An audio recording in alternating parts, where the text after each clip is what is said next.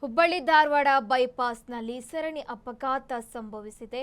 Hubballi Dharwad bypass ರಸ್ತೆ ನೇಕಾರ ನಗರ bridge ಬಳಿ ಘಟನೆ ಸಂಭವಿಸಿದೆ.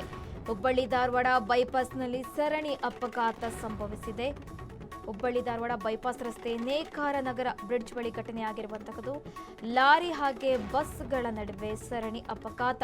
ರಾಷ್ಟ್ರೀಯ ಹೆದ್ದಾರಿ ಕಾಮಗಾರಿ ವಿಳಂಬ.